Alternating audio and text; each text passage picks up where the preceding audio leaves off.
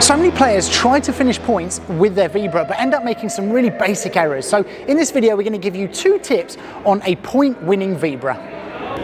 When I came from tennis and I wanted an attacking Vibora in my game, this is one of the most difficult things for me to change because I got the Bandeka, I could slowly control it into the court, but I couldn't increase the speed on that. And I went from thinking, right, I've got my Bandeka that goes in and now I need an attacking finisher.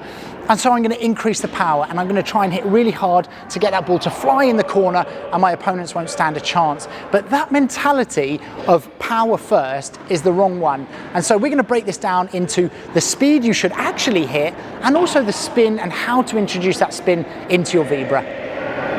So the actual speed of the Vibora is a common misconception. Players think that they need to hit it at 100%, but actually you should really be aiming between 60 and 70% of your maximum speed for this shot. If you watch the pros, they will also hit this at 60 to 70% of maximum speed, sometimes even slower depending on what they want to achieve. So when you're going and you're wanting to hit this Vibora, if you can hit that a little bit slower, you will get more accurate, but also you'll get more consistent, therefore less mistakes, and therefore it is going to be much more effective in your points. The other area is the spin. Now we want to try and come round that ball. If we're looking at the ball as a clock face, around about between maybe 3 o'clock and 4 o'clock, just on this side of the ball, that will create a little bit of side spin, but that will also create a little bit of slice to keep it low at the other end. If I hit this flat, then the ball will end up bouncing up out of the corner. But really what I want to do is hit a Vibora that stays nice and low off that back glass, because then it's going to be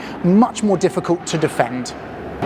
So if we look at those two in combination, originally I thought the Vibora from this position, this is what I was going for, hitting fast in that corner. But as I got better in level, it became easier and easier for my opponents to defend that after the glass, and often they'd be in a better position afterwards. Now what I want to do is try and hit at about 60% with this side spin, and here you'll find that actually they are forced back, but it also means they've got a more difficult ball, and importantly, I am missing less because I'm taking less of a risk.